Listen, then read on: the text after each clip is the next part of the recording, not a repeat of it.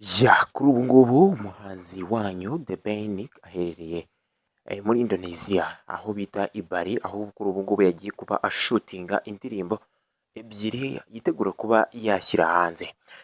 So mbere y'uko twinjira muri iyi nkuru ndetse umenye na byinshi cyane byigiyeyo byerekeye cyane cyane n'ahantu yabaye agiye ndetse agiye no kubafatira amashusho y'indirimbo, reka mbanze nguhe ikaze. Iyi ni Kigali The Twilight Talks Entertainment, ni amakuru y'ibyamamare yose bari kugenda avugwa cyane cyane muri uwo mwanya, ndetse amakuru yose bari kugenda akwirakwira ku mbuga nkoranyambaga niyo tuba tugenda tugarukaho umunsi ku wundi. Nimba uri tayari nawe kanda subscribe kugira ngo ujye ubasha kumva n'izindi nkuru zose ziba zigezweho uwo mwanya. So umuhanzi Mugisha Benjamin cyangwa se umwite The Ben kuko niyo mazina yamenyereweho nk'umuhanzi cyangwa se niyo mazina yayamamariyeho. The Ben rero kugeza kuri ubu ngubu nk'umuntu wahiriwe n'ijwi rye ndetse ufite n'ubuhanga butangaje, ngira ngo hano mu Rwanda abantu benshi baramukunda, bamushyira ku mwanya wa mbere abandi ku wa kabiri.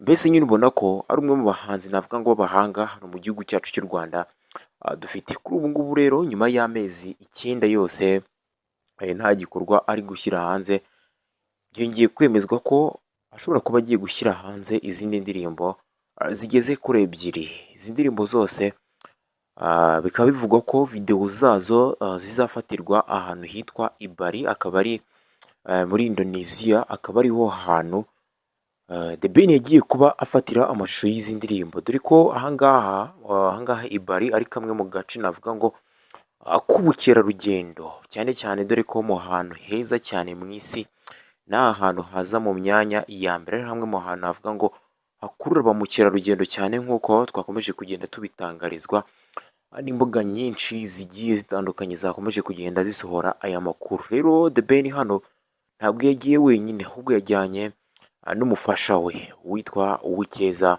Pamela. Ngira ngo murabizi neza ko iyo umuntu afata videwo z'indirimbo zigiye zitandukanye runaka, hari abantu bashobora gukoresha cyane cyane nk'abakobwa, hari ukuntu baba bambaye.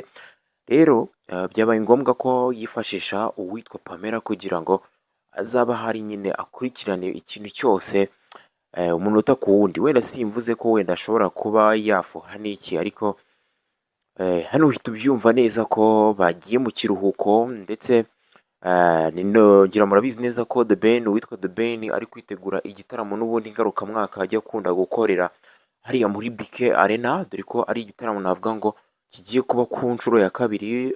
Bwa mbere kiba hari ku itariki ya mbere n'ubundi z'umwaka ushize, itariki ya mbere z'ukwa mbere umwaka ushize, nibwo witwa The Ben yakoze igitaramo kidasanzwe hariya muri BK Arena, abantu bakaza ku bwinshi, ndetse kikaba n'igitaramo kiryoshye ubwo yari ari kugenda abasogongeza kuri alubumu yendaga gushyira hanze yitwa Plenty Love, ndetse akanaririmba indirimbo nyinshi zigiye zitandukanye, indirimbo zigira murabizi ko mwamukunze mu ndirimbo zigiye zitandukanye za kera, ndetse agatanga n'amahirwe ku bahanzi bagiye batandukanye bari muri ya mpano bagenda bazamuka ndetse nabo bakabasha kwigaragaza. Ngira ngo ahantu naho twamenye witwa ya mpano ndetse wakoze ibitangaza, ibintu bitabaho icyo gihe, dore ko yaranyotewe n'abanyarwanda bari banyotewe kuba bamwumva, ndetse akaba ari umusore w'umuhanga. Rero kuri ubu ngubu iki gitaramo kikaba kizongera kuba cyaba.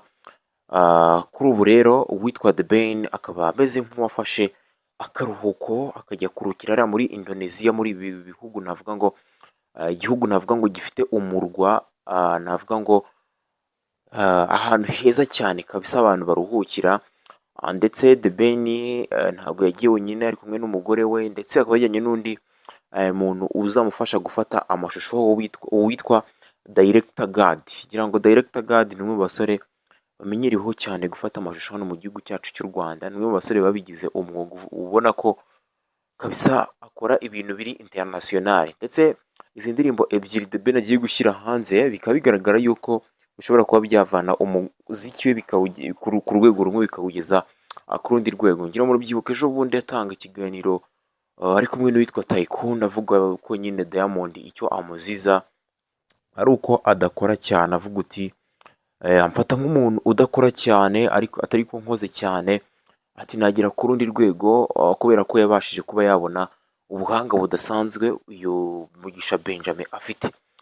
So rero murabizi neza ko mu minsi ishize ni muri iki cyumweru kiri kugenda nyine kirangira, uwitwa The Ben yakomeje kugenda n'ubundi agarukwaho cyane ku mbuga nkoranyambaga, agarukwaho kubera ibintu yari amaze gutangazwa gusa nyine nk'ibivuga ku witwa Melody. Ngira ngo Melody murabizi ko abarizwa muri 155 kandi iyo 155 akaba ari umubosi witwa Coach Gaël. Rero bamubajije kugira icyo avuga kuri Coach Gaël, avuga ko Coach Gaël ari umwe mu bantu bakomeye cyane ndetse batanze umusanzu udasanzwe kuri muzika nyarwanda, by'umwihariko kuba yarashinze iriya nzu, ndetse agaragaza yuko iyo baba Bruce Melody ndetse n'abandi bahanzi bose bayibarizwagamo, iyo bataza kuba bamugira cyangwa se bataza kuba bamufite, bari kuba bari ahantu habi cyane. Agaragaza yuko uwitwa Coach Gaël ari we ugize Bruce Melody. Rero ibi ngibi byarasakuje ku mbuga nkoranyambaga cyane, ndetse abantu benshi bakomeza kubigarukaho bitangaho ibitekerezo, bagaragaza yuko uwitwa The Ben yasuzuguye cyane uwitwa Melody, bavuga ko Melody atabeshejweho n'uwitwa Coach Gaël, ahubwo ko uyu Melody ari we ufite umumaro ahanini munini cyane.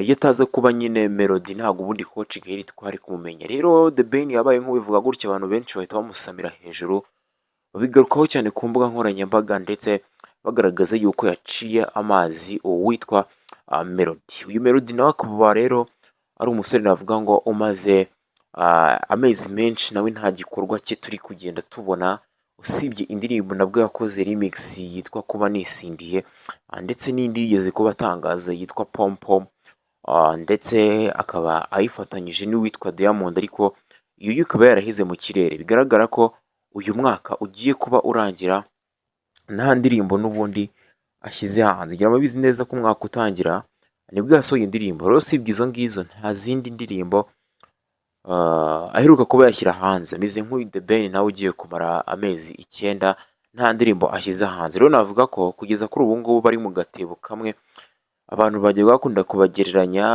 ubona ko bafavoriza cyane uwitwa Bruce Melody, bavuga ko byibuze ari Munyakazi, ariko nawe umwaka navuga ko hagiye gushira amezi 8 yose nta ndirimbo uyu witwa Bruce Melody nimwe ashyira hanze. Urumva ko amezi 8 yose ni amezi menshi, ndetse urabyibuka neza ko ari nkaho bashyiriye alubumu hanze, ndetse rero kuva icyo gihe nta zindi ndirimbo bigaragara ko nyine bashyize hanze. Rero navuga ko kugeza kuri ubu ngubu amanota yabo bose navuga ko ari hasi. Rero kugeza kuri ubu ngubu hakaba hari abana badasanzwe batoya bari kugenda bazamuka, bisa nkaho bari kugenda bakorana. Igihe umwe azire Truva yawusubiyemo, ariko agasanga nyine n'ubundi yaribagiranye bitewe n'uko ibintu aririmba navuga ngo ntabwo bikigezweho. Dore nk'ubu ngubu uyu witwa The Ben aza mu muziki awugarukamo ejo bundi rwose, dore ko yaje nyuma y'uko yari amaze nawe igihe kirekire nta kintu ashyira hanze, abantu bamwinginga ati wato bari gusohora indirimbo, ariko azisohoye twumva ntabwo ziryoshye nk'izo yajyaga akora mbere. Ikigaragara ko style ye yaragiye nyine iva kuri pause. Hari igihe utinda nta gukora mu bintu wakoraga n'ubundi ntugire ikintu uhinduramo ngo ugendane n'igihe, rero ugasanga n'ubundi ibintu wakoraga byaragiye bigata pause, abantu batakibikunda nka mbere. Ni kimwe rero na Bruce Melody nawe ashobora kuzisanga n'ubundi ibintu yarakoraga cyangwa se ibintu bamukundiraga byarataye pause, byaravuye ku murongo, bitakiri nka mbere. So nta bindi birenze rero, nta bindi birenze nanje kukubwira ko The Ben vuba aha ngaha ashobora kuba yadutamo indirimbo zigeze kuri 2, ndetse ari nako ategura n'ubundi igitaramo gisoza umwaka. Rero izi ndirimbo amahirwe menshi biri kugaragara yuko ashobora kuzazironshingira muri icyo gitaramo, dore ko kuri ubu ngubu hasigaye amezi ageze kuri 2 kugira ngo ubundi tuze kuba twaryoherwa no kubona umwaka urangira, ndetse nuko dukomeza kubona ibitaramo byinshi bigiye bitandukanye bikomeza kugenda biba. Mukomeze mugire ibihe byiza rero. Yari Kigali The Twilight Talks Entertainment, amakuru y'abasitariyo nakagaruka.